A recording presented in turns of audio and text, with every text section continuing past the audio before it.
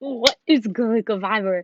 Okay, so this is gonna be really fast, but I just wanted to talk a little bit about the full moon. Can we get a full moon? Full moon. It's a full moon. Oh my gosh. So it's a full moon. We're in age of Aquarius. Supposedly it's in Aquarius. Okay, this is gonna be fast. Okay, so if you catch me live, that's a miracle from the Lord. Okay, so what do we done now? We done talk about the full moon. Okay, I'm taking this video real fast. All right, because I just want you to know that it's about time. Stuff's about to go down. Okay, stuff's about to go down. So let's talk about the key players. Okay, now I'm using Western astrology because I'm still learning astrology. Trust me, I'm gonna be getting more into the Vedic astrology as we continue. But right now, to be honest, I feel like, hey, you can interpret the energy many ways. I'm gonna share you my interpretation and some trends that you can see.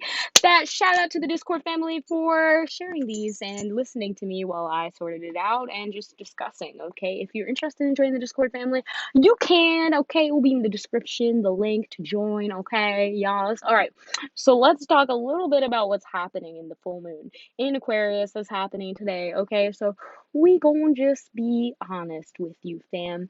We have the moon in Aquarius. Now, Aquarius is really cool because communication, technology is all up in there, okay? Now, we also have Saturn and Jupiter, which is just on the verge of going into Pisces. So, with that being said, Saturn, all about that structure, okay, in Aquarius. So, we're really creating a structure with our foundation, with technology, with humanity as a whole, okay? And with that being said, we can also see the moon is that emotional side of our subconscious, and we're bringing a lot of unshadowed elements of the emotions, shadow work that's just being brought to the surface, okay? So it's gonna be really cool. Now, what's cool is that we have Mercury that's conjuncting the moon right now, which means it's opposing it, okay? It's opposing it, not conjuncting, okay?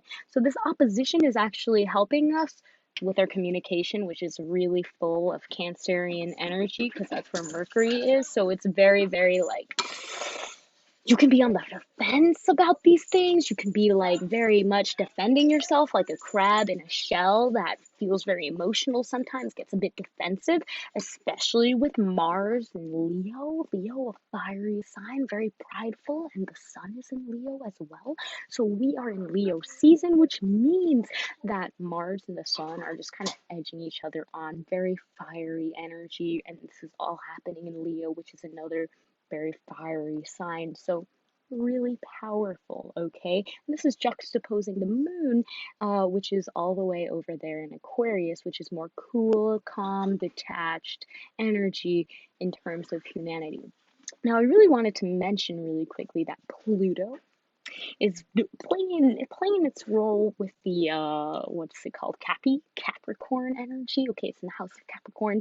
So Pluto in the house of Capricorn is, again, we're going through all of these random shifts in society with social structures and other kind of things like why does I want to say political egos? That's not the right word, but you already know Capricorns. Yeah, well, I mean, it's a little crazy with Pluto up in there. So, like your social status, right? Those places of power that you have within yourself that are instilled, those are going to shook up right now. They're going a little random with Pluto, just ping ponging around there, doing whatever Pluto wants, okay? Pluto's a little chaotic, but that chaos is actually helping us in this case, okay? Why is this chaos helping us? Because Pluto is in a trine. Now, when I think of a trine in astrology, I think of the Father, Son, Holy Ghost, Holy Trinity, okay? And so when it creates a portal, a triangular portal, and the energies are in that triangular shape or whatnot, it creates, it's a portal open for creation experience that takes place with, three players, all right? So what's happening with Pluto, okay? Your social status, okay? Your political power, if you will. That's being all shooken up with Pluto and Capricorn. But then you have it trining, so it's in a trine, and this is like, I just find this so interesting. It's in a trine right now with Mercury, which is in, again, communication with Cancer and energy. We're kind of defensive. We're coming from an emotional place when we're communicating right now. That is also trying to defend something, okay, whether it's our social status. But there's also that trine is connected to Neptune. And Neptune is, in a sense, favorite house, which is the 12th house of Pisces. So Neptune is also about dreams. It's about self-sacrifice, what you sacrifice for your dreams, or the greater good of the whole. It's also about understanding that connection to the whole. So that is playing a really big role, okay? That little portal that's being created. So again, if you are not contributing to the foundation of the collective dream that we are all going towards, and your communication, which is your individual expression of defense, if it's coming at a place which right now is shifting, it's shifting. What's good, guys? And this is going to be such fast because I'm actually going to go to the beach really soon. So I just wanted to make this to share with you, okay? So full moon again, we also have Lilith, which is playing a really, really big role. Now Lilith is playing a really big role because we have it doing like two trines. So Lilith is all about, you could say, the temptations that are hidden, okay? And these are the things that we have to learn lessons from. So first of all, we have Lilith in a trine with the sun and the moon. Okay, we talked about the sun and the moon a little bit. What's up, everyone? What's up? See you, Jester. I see you, James. And then we also see Lilith is in a trine with Jupiter and Mercury. So things are expanding in the dream realm, but Mercury is in that Leo, so dream ego. Again, that hidden temptation is making itself known. Okay, so pretty much I just wanted to share a few tips about it. What's good, Emily? And the tips mostly are for this full moon. Be aware of what you are communicating. My friend Emily's here because we're going to the beach. So yeah. Emily, you wanna say hi? Yeah. Okay. My dog's like super excited. Yes. So yeah. Hey, we're gonna go to the beach now. We're gonna talk about the full moon more, but mostly you just want to make sure that the summary is today is really important. That okay, your ego, keep it in check.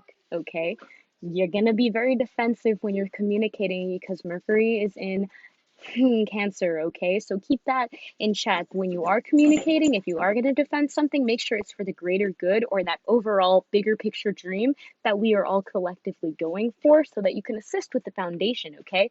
Also, make sure that don't be worried if you feel like your status or how people are perceiving you is not how you want to be perceived. Give yourself this opportunity to look at how your ego is playing a role because there's a lot of aggression with Mercury and the sun being in Leo. Keep your ego in check during this full moon. It's really important, and I think something that would be super helpful as a full moon ritual if you want. First of all, journal about your temptations when it comes to the community or dreams that you have in terms of your ego, because you got to keep that ego in check. So journal about that, okay? Journal about that, and also use fire, all right? Use fire to release a little bit of these tensions or fears that you might have surrounding your ego or surrounding what you feel like you need to defend emotionally during this time. Okay, also drink a lot of water and sip on the idea that all of this, the water should be your foundation. That flow should be your foundation. So when you drink your water and journal, think about where you need more of a flexible foundation, okay, when it comes to your community and how you are perceived in social settings. So that's pretty much about what we got going on for the full moon. I hope that you all have an amazing rest of your day. I'm so happy you could come here. Sir Justin, Michael, James is awesome. My friend Emily is here and we're going to go to the beach now. So I hope that you have an amazing rest of your day, fam. And happy full moon. If you want more information, I also did an Instagram post if you haven't seen that. And again, I like to talk to this with the Discord family. So we do have some Discord chats about that. So yeah, I hope that you all have an amazing rest of your day, and I will see you in the next video. Peace. Okay. Ah!